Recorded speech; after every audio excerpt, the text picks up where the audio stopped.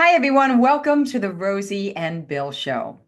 Our guest this week is as versatile as it gets behind a microphone.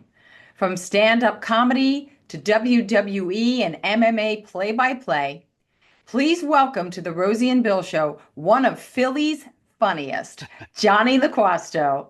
Hi, Johnny. Welcome to the show. Hey, versatile or out of his mind. It's either or, to be honest with Works for us either way. you. Yeah. Yeah. No, great to be here. Great to meet you guys. And yeah, Philly's a big part of my life. I mean, I grew up in the Lehigh Valley, but I went to college in Philly, lived on 43rd in Baltimore for a long time, and now the school I graduated from no longer exists. So cheers to that. Was that University of the Arts? No, is that gone too?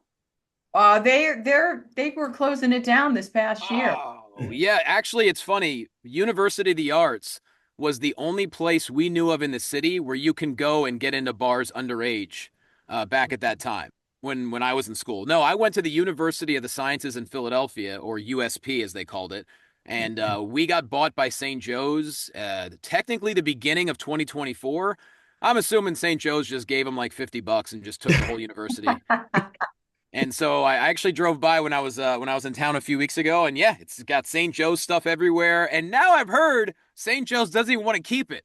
They just want to basically sell off the spaces and do something with it. So we are really about to disappear off the Oh, college Wow. atmosphere. I know it's hilarious. hold on to that diploma. Well, it doesn't mean anything anymore, I guess. I don't even know. Yeah. Yeah. And I think, Johnny, I know it's going back. I haven't been down that way in a long time. They're 43rd in Baltimore and West Philly, but I know at one time anyway, that's where the trolleys would go into a tunnel. Oh yeah, no, of course. Trolley tracks are there. I lived right across from Clark Park, so I would walk through Clark Park to get to class every day. Oh, Um, okay. and yeah, I mean it's still all there. All the homes are very, very old. My house still looks exactly the same. There's still probably four washer dryers in the backyard, and some things never change. Oh my gosh. Wow. Well, I'll tell you what we found, Johnny, is that our show basically has become kind of a mini bio documentary of each of our guests. And what I thought was really interesting is looking at the bio section of your webpage or website. On the first page, first line, it talks about how you grew up as a fat kid, an awkward fat kid. Mm-hmm. So you pulled no punches in that first line. So what was that all about? What was that like? I think, I mean, childhood, look, it affects all of us into adulthood, good or bad, that's just how it is. Like, you can't deny it. And so, yeah, I got really big as a kid. I was like 165, 170 pounds in sixth grade and, didn't really start, losing it until probably about eighth grade. So there was like a 3, 4 year period where I was like the big kid in class. And, but I was never the kind of kid that wanted to fight or ever got angry. So I just developed a sense of humor to kind of deflect off of getting made fun of. Because, early 90s, there was no political correctness. There was no stance against bullying. That's just what you dealt with. You know what I mean? And luckily, there Yeah. was no social media. So you got bullied in school, and then at least you got to go home for the next, 16, 17 hours until you went back to school the next day. But yeah, that's kind of how I developed my sense of humor and just an interest in a lot of different things. And, since I was a little kid, I really wanted to be a sports broadcaster. And then I became fixated on comedy when the show In Living Color came out. To this day, still my favorite thing I've ever seen. And somehow I ended up being a professional in both of those worlds. Well, kudos to you for that. But I have a question. How did physical therapy enter into the picture? That was my brief attempt at being normal, I guess. I was raised in a nursing household. My mom and dad met in nursing school. They're now retired nurses. And so I always had an interest in healthcare. I mean, at one point my mom worked at a nursing home when I was really young, and some days she had to bring me in, because there was no one to watch the kid, because I was the youngest of two, and I just got used to it. Even when I became a physical therapist, I got so comfortable. I worked in hospitals off and on for 15 years. It was just something that I don't know. There's a weird any hospital person can tell you there's like a weird kinship when you start working at a hospital. It's where like when you go inside those walls for your 8 hours, your 10 hours, your 12 hours, you don't really think about anything else per se. And so yeah, I knew I liked working with people. I love sports. And, growing up in Pennsylvania, it's weird. Like, yes, I loved comedy. I wanted to be a broadcaster, but I reached a certain age where like I didn't think any of that was possible Mm. because I was just surrounded by normal people. Like when you're surrounded by normal people who don't have aspirations, and there's nothing wrong with that. But like when you're surrounded by people who don't have aspirations outside the box, you kind of stop thinking outside the box. So I had to figure out what I was going to do. And so my parents were like, well, why don't you try physical therapy? You get to work with people, you can do sports if you want to. And so I volunteered a bunch in high school. And then at that point, I was like, well, I guess I got to pick a physical therapy school. And so I did. And then it led to my degree. And then it wasn't until about a year after I graduated college to where I even considered doing stand up for the first time. And then it was even years later to where I considered that I might be good at doing play by play and ring announcing and live event hosting. So, like, everyone has a different path. I wish in hindsight I would have listened to my inner voice a lot younger. But at the same time, I don't have any regret because I feel like I've made up for lost time in a lot of ways. But yeah, that's kind of how the physical therapy thing happened. I was around a bunch of quote normal people, 9 to 5ers. That's just what you did. You graduated high school and you figured out what you were going to do for the rest of your life. And it wasn't until I really got into adulthood where I was like, wait a minute, I can I can do whatever I want. And that's kind of where it all started. Right. Well, your parents, they were just guiding you from their experiences. Yep. Yeah, and Yeah. Johnny, I have to tell you, I was kind of nodding and smiling at different aspects of the part of your life you were just sharing because when I was a kid, I wanted to be a sportscaster. And when I went to college, and Rosie and I were at Westchester University at the same time, I wanted to be a sportscaster. But nobody else really wanted to be me to be a sportscaster. So Look, I took the job at General Electric at 32nd and Chestnut, like I was told. it's a hustle. And that's the thing is no one's going to invite you into anything fun. You know what I mean? I, I didn't get my initial invites into the world of professional wrestling till I was almost 30, and so it's Yeah, really tell over us the about past. that. How did you get in that? Well, I was doing stand up for a while at this point. I was doing a lot of on-camera hosting. I ended up just by chance I entered this stand-up comedy contest with CBS Mobile at the time. It was like when mobile content was first getting on cell phones. I won this comedy contest and the prize was I got to host my own show for CBS Mobile and the two guys that were in charge of it were the same age as me, maybe a couple years younger. They were young upstarts in the business. They wanted to do something different. They saw that I wanted to do something different. I learned how to read teleprompter on the fly. And the three of us just created this content that nobody was watching. I mean, it was just CBS was giving them space and money to make content that no one had any clue how to find it, how to watch it, whatever. But it was my foray into hosting. And, 15 years ago, it wasn't all celebrities hosting everything. You Right. could actually be a host and get work, and so that's kind of how that started. Uh, a camera guy that I worked with talked to another guy who then reached out to me. He's like, "Hey, I'm starting a professional wrestling television show. I need a guy to do interviews. Do you want to do it?" I was like, "Absolutely." I've loved wrestling since I was a little kid, and that's kind of how it all started. But honestly, it's really only been the past 5 years that I've really shifted into overdrive with play by play and things like that because I finally, not only have the confidence in my skill set, but have the resume to back it up because it's difficult, like you said, to get in anywhere.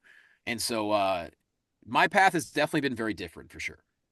Johnny, I have to tell you, years ago, when it comes to wrestling, I actually tried to get in it, but in the ring. And I went to the Monster Factory over in New Oh, Jersey.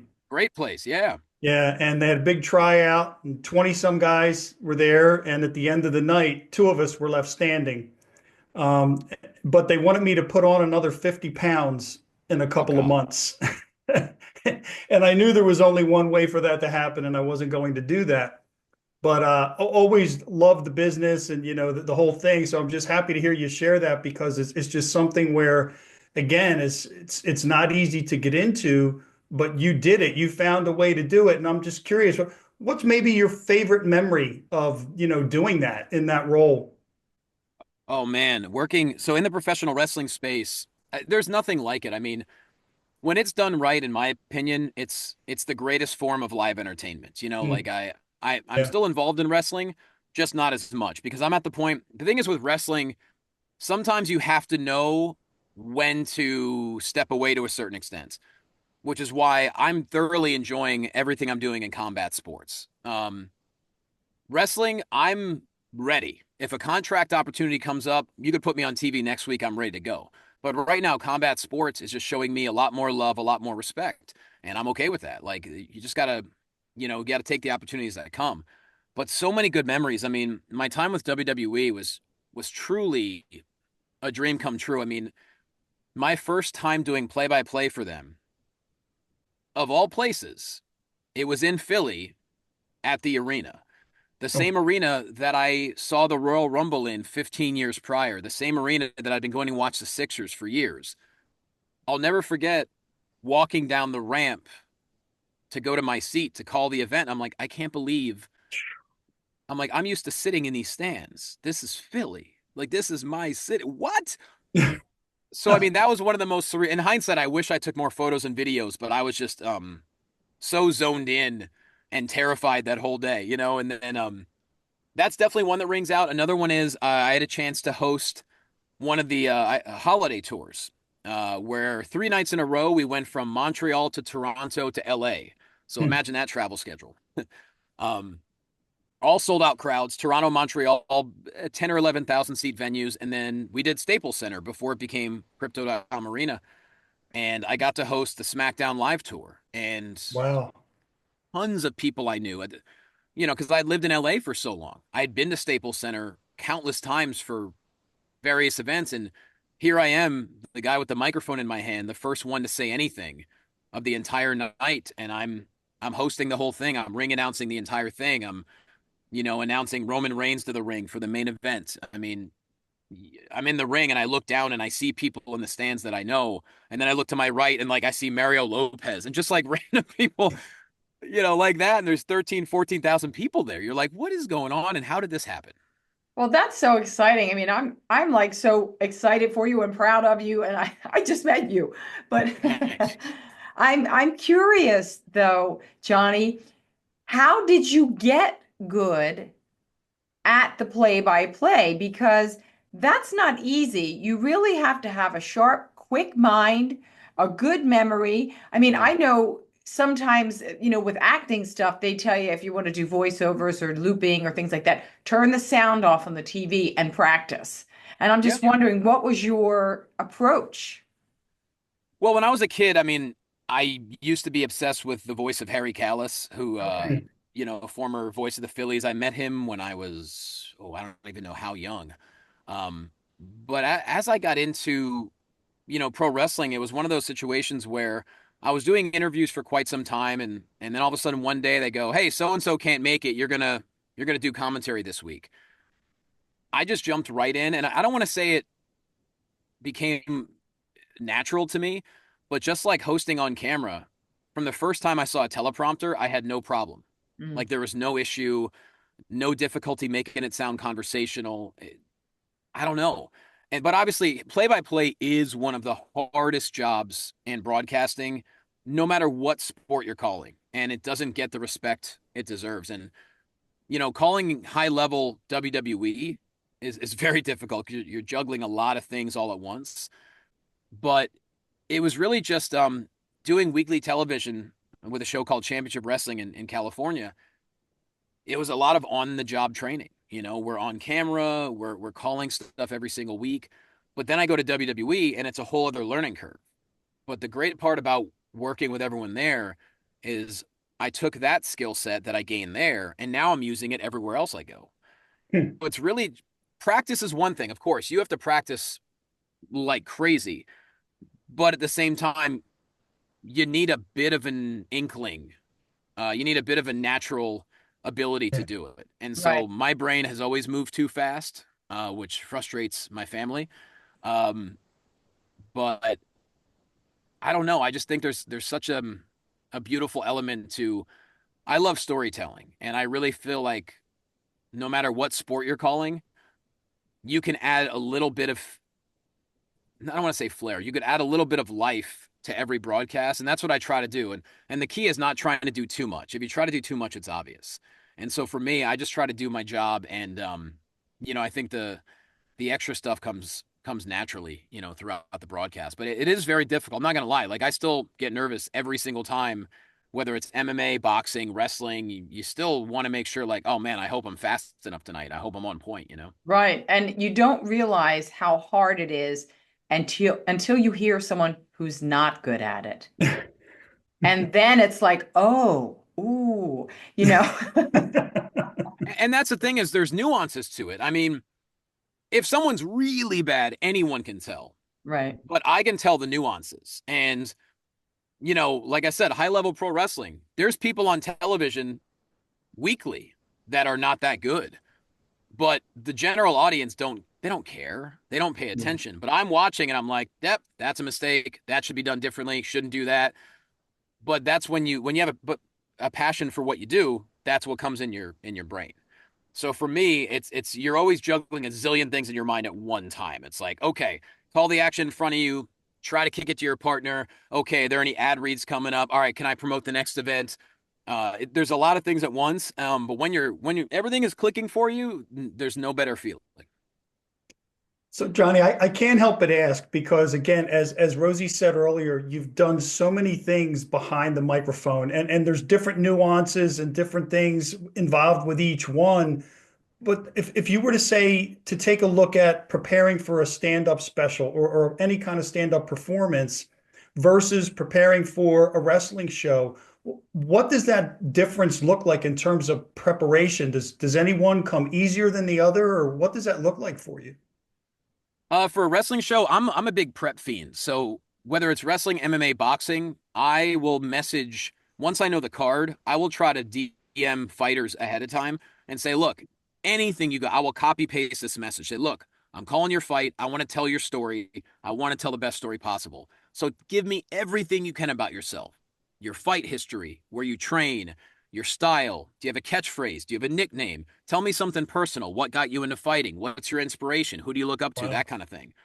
I'll do the same thing, whether it's wrestling, boxing, MMA, you name it, because I want to tell the best story possible. Because if you're putting your body on the line, I want to give you the best sound bites possible, whether you're walking to the ring or the cage or during the match or the fight, things like that. So with combat sports and sports in general, it's a lot of note taking ahead of time.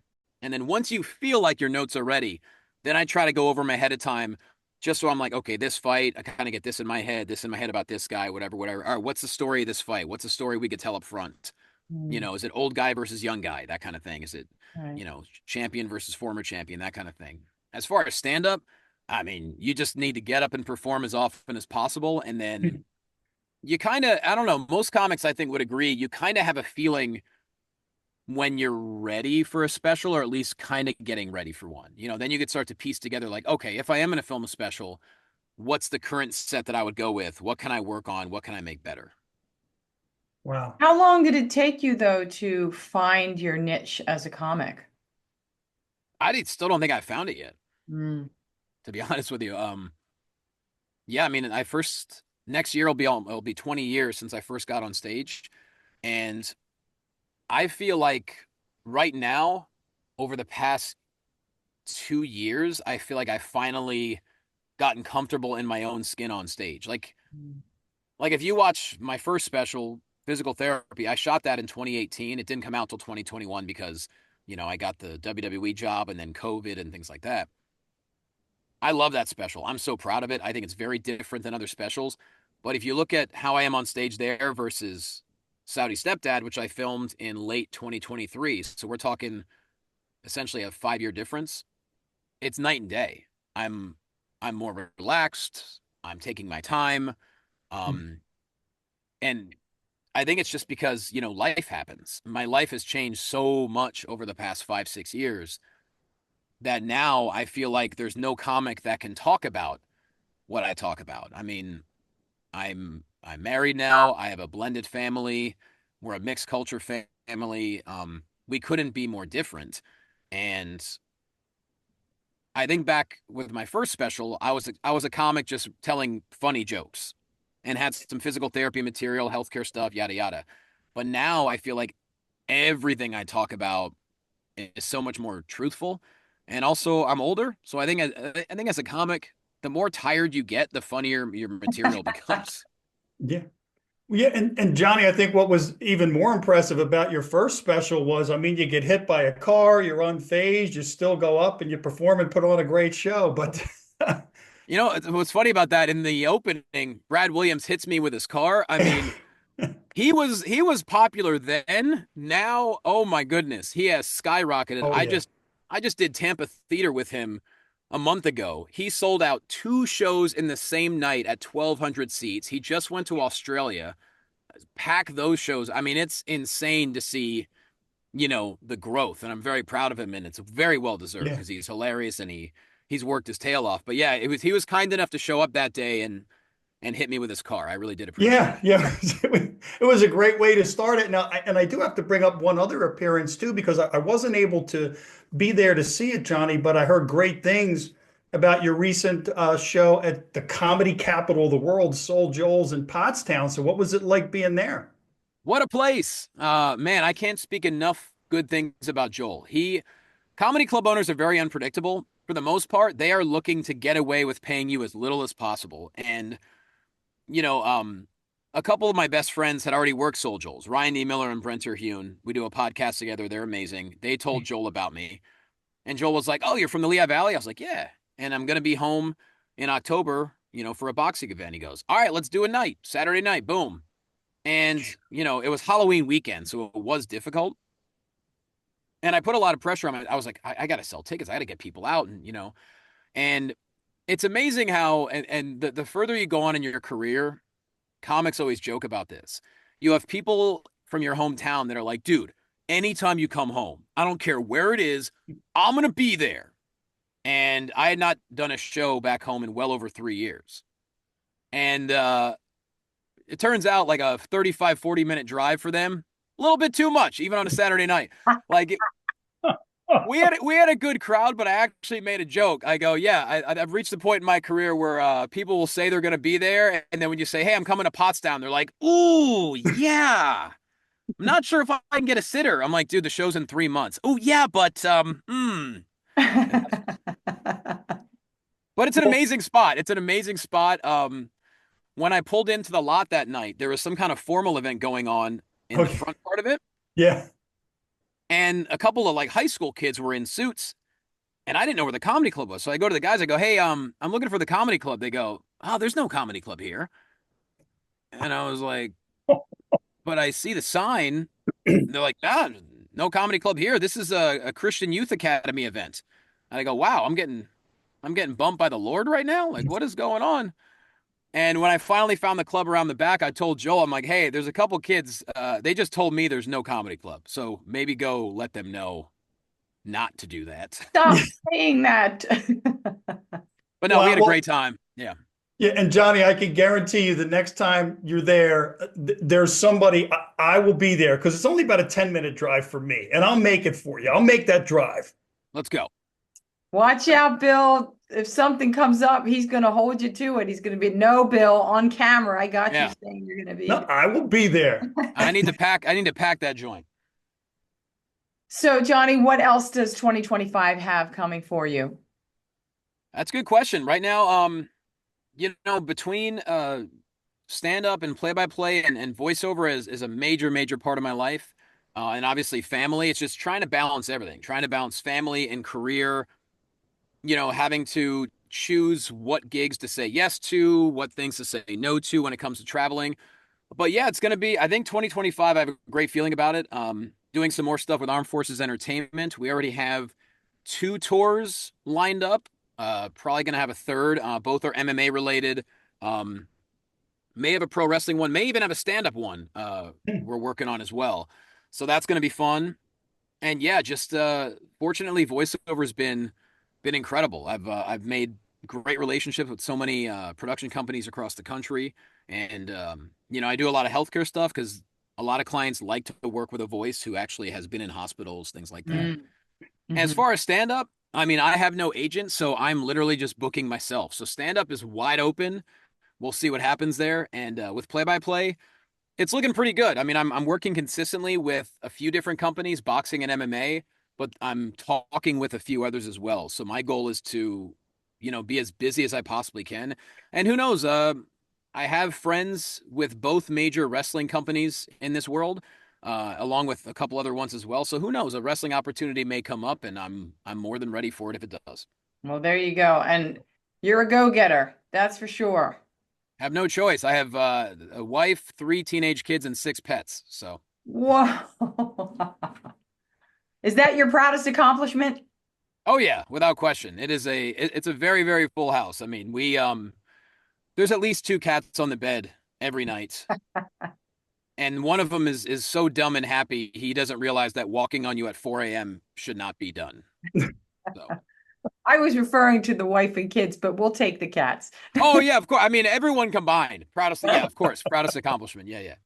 Well, Jonny, thank you so much for joining us, and we wish you all the best in all of your endeavors. You are so versatile and so accomplished. So keep up the great work and for, touching people and making people laugh. And we really appreciate you joining us tonight. 100% honored to be here, and hopefully I'll see you guys soon enough. Definitely. And folks, thank you for tuning in, and we'll see you next week. Because we look nothing alike. I look like me, and my wife and children are from Saudi Arabia.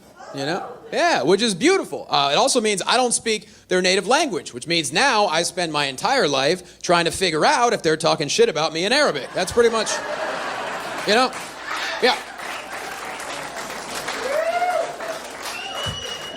Every day I see them talking back and forth, and they look at me and start laughing. I'm like, hold on a second. Say that shit one more time into my Google Translate, please. It's embarrassing. I'm learning Arabic one word at a time. So slow. Like when I do actually use a word correctly, they just applaud me like I'm a dog doing a trick for a sausage. It's...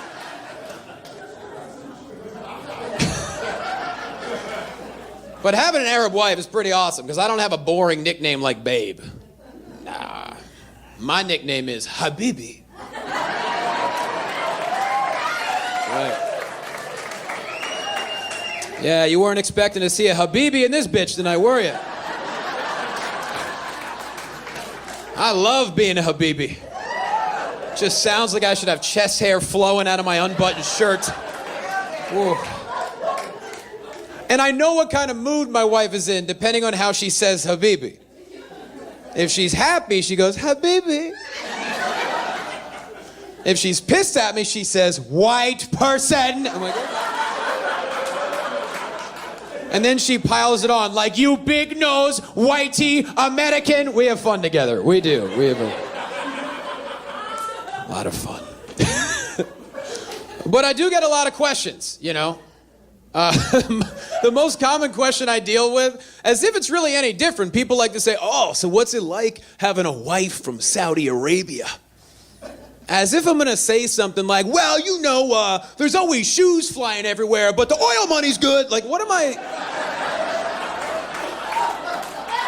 Yeah, like, what am I supposed to say? She's a woman. She complains. I mean, yeah.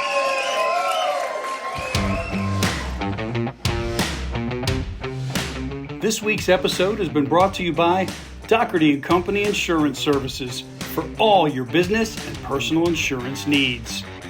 Our friends at Tennis Addiction in Exton, PA. And the Malin Agency, where exceeding expectations is how they do business.